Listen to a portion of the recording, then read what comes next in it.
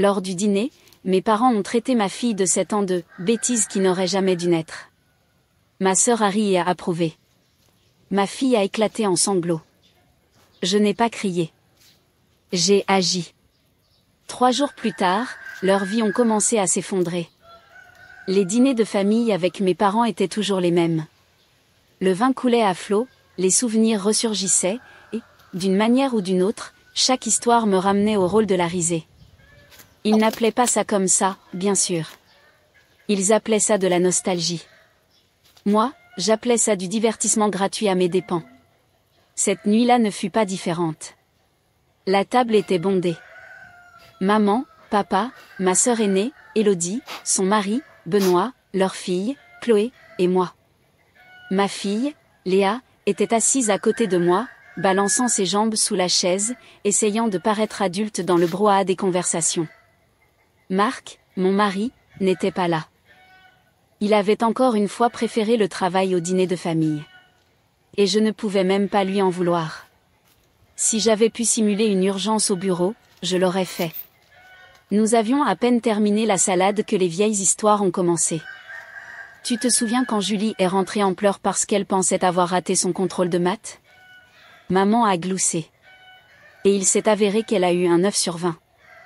Tout le monde a ri. Élodie s'est adossée avec suffisance, sirotant son vin. Papa a souri, levant son verre dans ma direction. Et Marc, a-t-il dit, toujours au travail quand la famille est là. Certaines choses ne changent jamais. Plus de rire. J'ai forcé un sourire, piquant ma nourriture. C'était la routine, l'échauffement avant les vrais coups de poing dans le ventre. Je pouvais le supporter. Je l'avais supporté toute ma vie. Mais ensuite, la conversation a changé. Les enfants d'Élodie, ces petits anges parfaits et bien élevés, venaient de remporter un prix scolaire, et la table bourdonnait de fierté. Chloé a été décrite comme brillante, son frère comme un leader né. J'ai laissé tout cela m'envahir. Tant mieux pour eux, vraiment. Et puis papa a souri, faisant tournoyer le vin dans son verre. Tous les enfants à cette table n'étaient pas désirés, a-t-il dit. Sa voix était légère, presque désinvolte. Certains étaient des accidents, des erreurs. Maman a ri. Oh, oui. Nous ne prévoyions certainement pas Julie, n'est-ce pas? La chaleur m'est montée au cou, familière et amère. J'avais entendu cette histoire toute ma vie. Mais cette fois, papa ne s'est pas arrêté là. Papa s'est penché, presque conspirateur, et l'a dit. Léa n'aurait jamais dû être là de toute façon. Une bêtise qui n'aurait jamais dû naître. L'air a quitté la pièce. Les rires ont continué, mais pour moi, le son était étouffé, lointain. J'ai senti Léa se raidir à côté de moi, ses grands yeux remplis de larmes. Un instant, elle est restée figée, les joues rougies, les lèvres tremblantes. Puis elle a repoussé sa chaise, le grincement retentissant dans le silence que seul moi semblais entendre, et s'est enfuie de la pièce. Personne d'autre n'a réagi. Ils ont juste continué à parler, perdus dans leur propre conversation, ne jetant même pas un coup d'œil à la chaise vide. Je me suis levée tranquillement et les suivis dans le couloir. Je les trouvais dans la chambre, recroquevillés sur le lit, le visage enfoui dans ses bras, les épaules tremblantes. Cette image ne me quittera jamais. Je me suis assise à côté d'elle, lui caressant les cheveux, murmurant des mots sans importance. Le genre que l'on dit quand les vrais mots brûleraient trop fort. Dans la salle à manger, je pouvais encore les entendre rire. Ma famille, mon sang. Ils avaient traité ma fille de bêtise et n'avaient même pas remarqué qu'elle avait quitté la table. Je n'ai pas crié. Je ne suis pas retournée dans cette pièce pour exiger des excuses. À quoi bon? Il n'en donnerait pas. Il n'en avait jamais donné. Mais à ce moment-là, quelque chose en moi a basculé. J'avais vécu toute ma vie en portant leur cruauté. Je les avais laissés me traiter d'accident. J'avais avalé leurs piques, leurs blagues, leurs rappels suffisants que j'étais toujours moins qu'Élodie. Mais Léa, non. Ils pouvaient me viser autant qu'ils voulaient. J'avais développé des callosités, mais ils venaient de la viser, elle, et je n'allais pas les laisser la marquer comme ils m'avaient marqué. J'ai embrassé ses cheveux humides et je n'ai rien dit parce que les mots qui comptaient n'étaient pas pour elle. Ils étaient pour moi. À ce moment-là, j'ai pris une décision. Ils pensaient que c'était un autre dîner, une autre nuit de cruauté occasionnelle. Ils n'avaient même pas remarqué les dégâts qu'ils avaient causés. Mais moi, oui, et j'ai décidé que ce serait la dernière fois qu'ils toucheraient ma fille avec leur poison.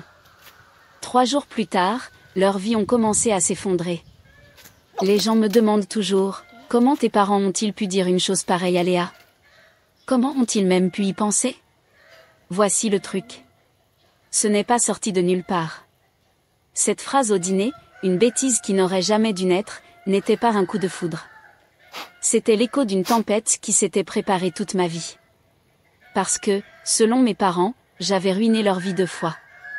La première fois, c'est le jour de ma naissance. Je suis arrivée 10 ans après Élodie. 10 années dorées et paisibles où mes parents pensaient que leur famille était complète. Élodie était la fille parfaite. Intelligente, obéissante, le genre d'enfant qu'ils pouvaient exhiber comme un trophée. Puis maman a découvert qu'elle était enceinte de moi. Trop tard pour faire quoi que ce soit, comme elle aimait me le rappeler quand elle avait bu un verre de trop. Oh, Julie, soupirait-elle à moitié en riant. Nous ne t'attendions pas. Nous avions fini. Si j'avais su plus tôt, eh bien, disons simplement que les choses auraient été différentes. C'était toujours raconté comme une blague, une anecdote familiale sombre. Tout le monde rigolait. Je souriais poliment comme si la chute était inoffensive. Mais laissez-moi vous dire, quand vous grandissez en entendant que vous n'êtes né que parce que le timing de votre mère était mauvais, ça vous marque. Alors, oui. Erreur numéro 1, exister. La deuxième fois que j'ai ruiné leur vie, j'avais 16 ans. Il s'appelait Marc, mon premier petit ami. Mon seul petit ami, en fait. Nous étions des gamins, mais nous pensions être amoureux. Nous étions prudents. Protection, tout ça. Mais les accidents arrivent. Et quand ils arrivent, eh bien, si vous êtes ma sœur Élodie, c'est une annonce romantique devant la famille avec des coupes de champagne levées.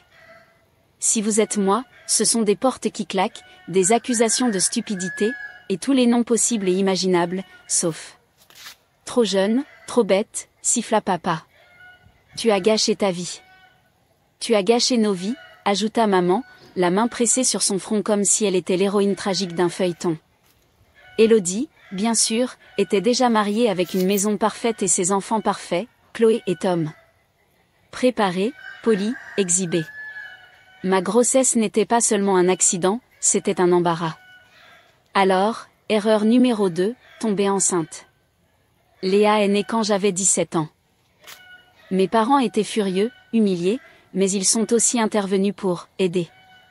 Aider est un mot amusant, n'est-ce pas? Parfois, cela signifie soutien, parfois, cela signifie chaîne. Ils ont couvert quelques dépenses. Ils m'ont donné un toit et pour le reste de ma vie, ils me le brandiraient comme une facture que je ne pourrais jamais rembourser. Tu nous dois, disait-il. Nous avons tout sacrifié pour toi. Vraiment? Pas vraiment. Parce que pendant qu'ils me réprimandaient pour être irresponsable, Marc et moi étions ceux qui prenaient des postes de nuit dans des boulots sans avenir. Nous étions ceux qui troquaient le sommeil contre les couches et le lait maternisé. Nous étions ceux qui essayaient de construire quelque chose. Et Élodie, oh, elle a aussi reçu beaucoup d'aide. Acompte pour le prêt immobilier, garde d'enfants, vacances. Mais dans son cas, c'était présenté comme de la générosité. Avec moi, c'était présenté comme une dette.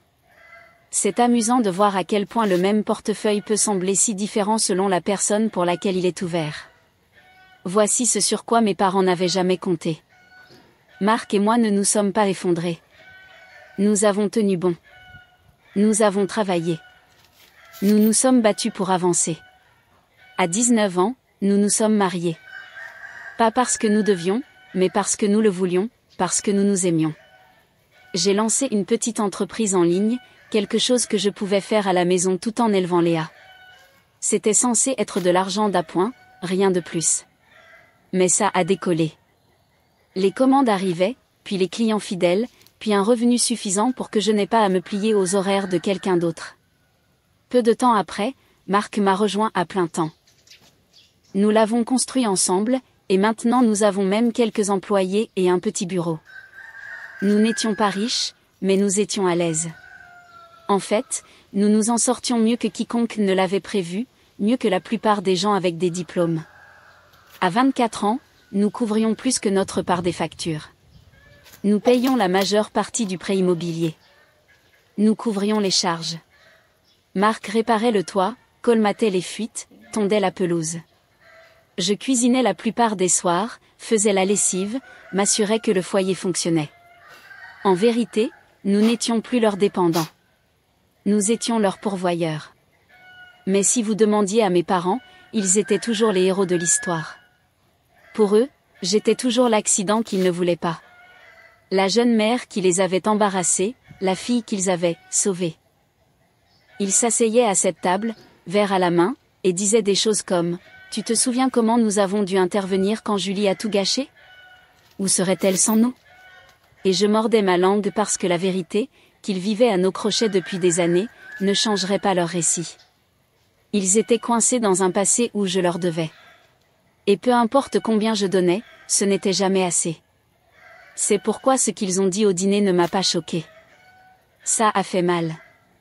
Mon Dieu, oui, ça a fait mal de voir le visage de Léa se froisser, d'entendre sa chaise grincer, de la voir s'enfuir de la pièce.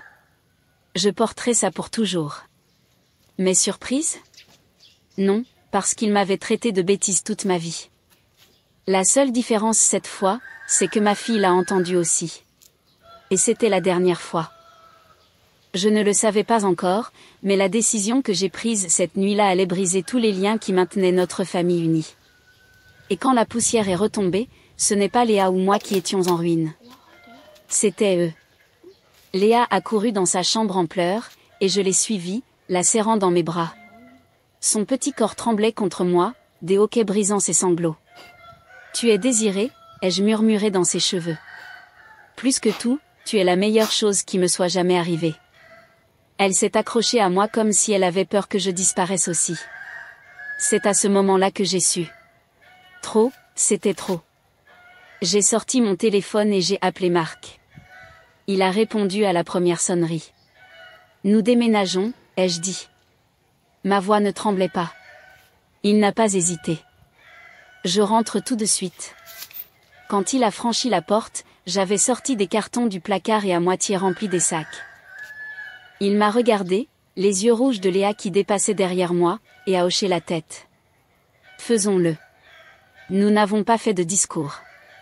Nous n'avons pas donné à maman et papa la satisfaction d'une scène dramatique. Nous avons juste fait nos valises. Léa a aidé, solennelle comme une soldate, pliant ses animaux en peluche dans un carton. Elle n'a pas demandé pourquoi. Elle n'en avait pas besoin. Les enfants savent. Dès le lendemain soir, les pièces que nous appelions nôtres étaient dépouillées. Nous avons chargé la voiture, sommes allés chez les parents de Marc, et avons dormi sur un matelas gonflable dans leur chambre d'amis. Ce n'était pas glamour, mais c'était sûr. Et pour la première fois depuis des années, je me suis réveillée sans le poids des voix de mes parents qui pesaient avant même que j'aie bu mon café. Ce matin-là, Marc et moi nous sommes assis à la table de cuisine de ses parents avec nos ordinateurs portables. Entre nous, une pile de relevés bancaires et le genre de silence qui précède l'arrivée d'une tempête. « Prête ?» a demandé Marc. J'ai hoché la tête et j'ai ouvert l'application bancaire. Une par une, j'ai commencé à couper les cordons du subsistance sur lesquels mes parents s'étaient appuyés. 1 200 € par mois pour leur prêt immobilier. 350 € de charges. 200 € ici, parfois plus. Glisser dans les courses et les extras. Clic, clic, clic. Marc a fait défiler son téléphone, barrant une liste de tâches que nous avions assumées sans poser de questions. Réparer le toit, tondre la pelouse, déboucher les canalisations, cuisiner 3 soirs par semaine. C'est environ combien ? Près de 20 000 € par an, a-t-il marmonné. Plutôt 25 000 €, ai-je dit, fixant l'écran. Mon doigt a plané au-dessus du dernier virement, puis j'ai appuyé sur « Annuler ». C'était fait. Je me suis penchée en arrière sur ma chaise, le cœur calme. Pour la première fois de ma vie, je n'étais pas leur débitrice. J'étais libre. Ils ne le savent pas encore, ai-je dit en fermant l'ordinateur portable. Mais le robinet vient d'être coupé. Et la sécheresse arrive. Marc a traversé la table, m'a serré la main et a souri d'un air sombre. Laisse-les le découvrir à leurs dépens. Pendant un moment, il y a eu le silence. Trop de silence. Je m'attendais à ce que mon téléphone s'illumine de fureur dès qu'il remarquerait nos chambres vides. Ça n'a pas été le cas. Les heures sont devenues un jour est devenu deux. Rien. Je me suis surprise à vérifier mon téléphone chaque fois qu'il vibrait, attendant, où êtes-vous? Que s'est-il passé? Mais non, rien de tel. Ça m'a frappé lentement, comme une mauvaise blague. Il n'avait même pas remarqué notre départ. Quand le premier appel est enfin arrivé, ce n'était pas ce à quoi je m'attendais. Pas de panique, pas de colère, juste un droit informel. Julie, dit maman d'un ton léger, tu peux nous faire la cuisine ce week-end? Élodie et les enfants arrivent. J'ai failli rire. Nous n'habitons plus là, ai-je dit. Nous avons déménagé. Silence, puis une inspiration nette. Comment ça, déménager? Tu ne nous as même pas prévenus. Je n'ai pas cru que je devais, ai-je dit. Les chambres vides le disent en quelque sorte. Elle a raccroché. Plus tard, par le bouche à oreille, j'ai entendu leur réponse. Pas de chagrin, pas même d'embarras, mais de la suffisance. Enfin, dit papa à Élodie, elle se débrouille seule. Il était temps, ajouta maman. Au moins, maintenant, elle n'est plus une ratée qui vit sous notre toit. J'ai ri quand j'ai entendu ça. Un rire sec, amer. Parce que si ce n'était pas l'exemple le plus parfait de leur délire, je ne savais pas ce que c'était. Ils pensaient vraiment qu'ils m'avaient porté, alors qu'en fait, Marc et moi les avions portés. Quelques jours plus tard, les vrais appels ont commencé. Où est l'argent pour les charges, a exigé papa, la voix tendue. Nous n'habitons plus là, ai-je dit. Nous ne payons plus. Il a lancé un rire aboyé. Ne sois pas ridicule. Bien sûr que vous allez continuer à payer. Vous nous devez. Non, ai-je dit, nous ne vous devons rien. La ligne s'est coupée. L'appel suivant a été pire. Tu nous abandonnes, a claqué maman. Après tout ce que nous avons fait pour toi, nous t'avons porté. Non, ai-je dit calmement. Nous vous avons porté. J'ai raccroché avant qu'elle ne puisse répondre. Mes mains ne tremblaient pas cette fois. Les appels ont continué. D'abord papa, puis maman, puis Élodie en leur nom. Encore et encore, mon téléphone s'est illuminé, et chaque fois je l'ai laissé vibrer sur la table jusqu'à ce qu'ils se taisent à nouveau. Je ne jouais plus à leur jeu. C'était étrange au début, de les ignorer. Pendant des années, j'avais été conditionnée à sauter sur chaque message, chaque soupir, chaque « nous avons besoin de toi ». Mais maintenant je regardais juste l'écran clignoter, puis s'éteindre, comme si je regardais la vie de quelqu'un d'autre, fantôme de mes parents. Qui l'aurait cru? Pendant ce temps, Marc et moi avons signé le bail de notre location. Une cuisine lumineuse, 2 chambres, un petit jardin à l'arrière où Léa pourrait dessiner des arcs-en-ciel à la craie sur le trottoir. Ce n'était pas un palais, mais c'était le nôtre. Et contrairement à la maison de mes parents, cela ne venait pas avec une facture déguisée en obligation familiale. L'approbation a été rapide. Nos revenus étaient solides. Nos références impeccables. Le propriétaire a souri en me tendant les clés. Vous avez l'air stable. Stable. C'était une première. Je me tenais dans le salon vide, les murs nus, la lumière entrant à flot, et j'ai pensé, voilà à quoi ressemble la liberté. Léa courait en rond sur le parquet, riant, sa voix résonnant. Et pour une fois, la seule chose qui pesait sur moi était le soulagement. Bien sûr, mes parents ne savaient pas où nous habitions. Pas encore. Mais ils savaient où nous travaillions. C'était un mardi quand ils sont apparus au bureau. La petite devanture que Marc et moi avions transformée en cœur de notre entreprise en ligne. Je les ai vus à travers la vitre avant qu'ils n'entrent. 2 nuages d'orage marchant à travers le parking. Voilà, ai-je marmonné à voix basse. La porte a claqué. Julie. La voix de maman a claqué comme un fouet. Qu'est-ce que tu crois faire? Je ne me suis pas levée. J'ai juste croisé les bras sur mon bureau et j'ai attendu. Le visage de papa était rouge. Tu nous as abandonnés après tout ce que nous t'avons donné, après tout ce que nous avons fait pour toi. Et c'est comme ça que tu nous rembourses? J'ai incliné la tête. Calme. Vous remboursez? Non. Soyons clairs. Je vous ai porté pendant des années.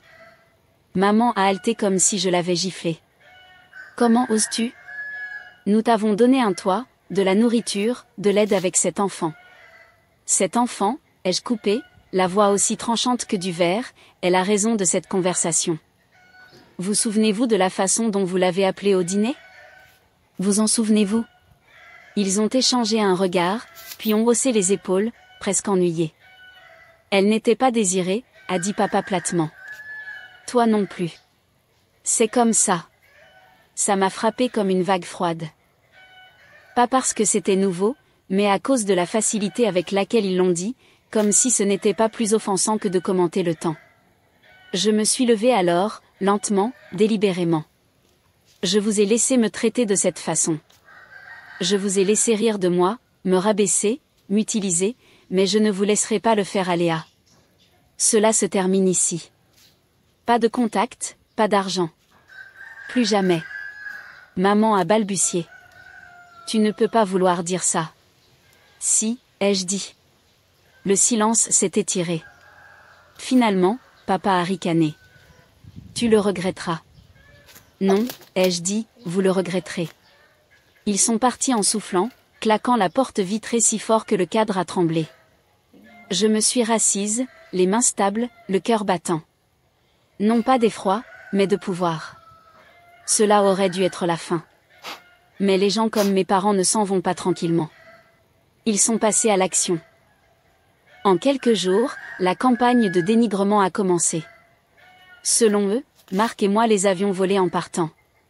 Nous avions pris leur argent, vidé leurs ressources et les avions abandonnés dans leur vieillesse. Ils se sont peints en saints, nous en parasites. Et Élodie, oh, elle a aussi joué son rôle. Acquiesçant, soutenant leur histoire, la racontant à quiconque voulait l'entendre. Il n'a pas fallu longtemps pour que les appels reprennent. Pas de mes parents cette fois, mais de la part de proches. Comment as-tu pu traiter tes parents de cette façon, a réprimandé une cousine. Ils t'ont tout donné, et maintenant tu es juste parti. Parti, ai-je répété sèchement. Drôle de choix de mots. Parce que je ne suis pas parti. J'ai payé, puis je lui ai montré les reçus, les virements bancaires, 1200 € chaque mois pour le prêt immobilier, 350 € pour les charges, des centaines d'euros de plus pour les courses, les réparations, les extras, des années de cela. Le silence à l'autre bout était délicieux. Oh, a-t-elle dit finalement. Oh, ai-je fait écho, et j'ai raccroché. Les reçus se sont répandus plus vite que les mensonges. Je n'ai même pas eu à les pousser. Le bouche à oreille l'a fait pour moi. Un proche en a montré un autre qui en a montré un voisin qui l'a dit à un ami à l'église. Et juste comme ça, la situation a basculé. Les gens qui me pointaient du doigt ont commencé à secouer la tête vers mes parents à la place. Menteur, manipulateur. Pour la première fois de ma vie, les paroles de mes parents n'avaient aucun poids. Ma vérité, si. Pendant ce temps, chez eux, l'effondrement avait déjà commencé. Sans Marc, les fuites n'étaient pas réparées.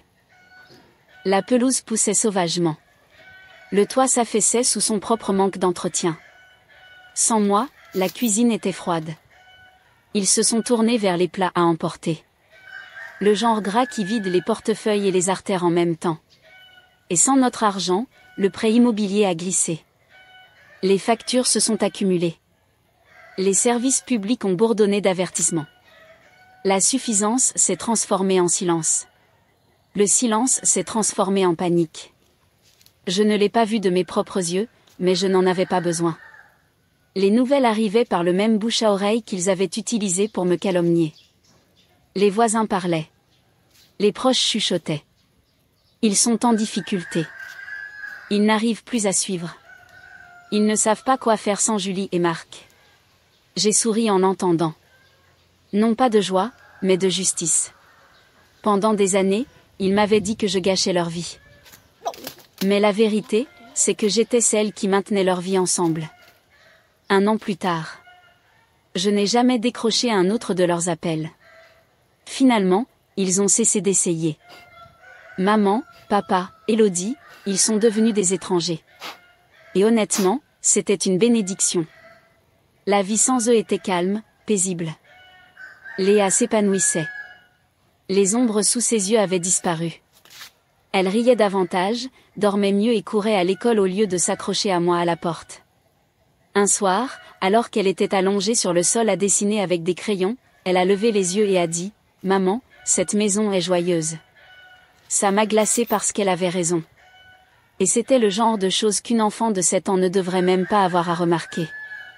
Pendant ce temps, Marc et moi avons développé notre entreprise, nous nous sommes installés dans notre location et avons construit une maison qui était la nôtre. Rien de grandiose, mais rempli du genre d'amour que l'argent ne peut pas acheter. Et mes parents, leur chute est arrivée comme la plupart des catastrophes. Lentement au début, puis tout d'un coup. Marc avait toujours été celui qui réparait le toit, nettoyait les gouttières, s'assurait que l'eau ne s'infiltrait pas dans les fondations. Quand nous sommes partis, personne ne l'a fait. Les fuites se sont propagées. La moisissure s'est installée. Et au moment où ils ont appelé un inspecteur, les dégâts étaient irréparables. Le devis, plus de 100 000 €, plus que la valeur de la maison. Ils ne pouvaient pas la réparer. Ils ne pouvaient pas la vendre. Alors, ils l'ont perdue. Et voici le coup de grâce. Perdre la maison n'a pas effacé la dette. Ils avaient toujours le prêt immobilier. Mois après mois, ils ont été contraints d'effectuer des paiements pour quelque chose qui n'existait plus. Pour suivre le rythme, ils ont vidé ce qu'il leur restait d'économie, même leur retraite. Au moment où la banque en a eu fini avec eux, il ne leur restait plus rien. Pas de coussin, pas de filet de sécurité. Maintenant, ils louent un appartement exigu de l'autre côté de la ville, des chuchotements les suivant partout où ils vont. Les mêmes personnes qu'ils ont essayé de monter contre moi secouent la tête devant eux à la place. Même Élodie a pris ses distances, gênée d'être vue trop près d'eux. Pendant des années, ils m'ont dit que je gâchais leur vie. Mais la vérité, c'est que j'ai sauvé la mienne. Et celle de Léa, ils ont tout perdu. Nous avons gagné tout ce qui compte. Alors, qu'en pensez-vous? Suis-je allé trop loin ou pas assez? Faites-le moi savoir dans les commentaires. Et n'oubliez pas de vous abonner pour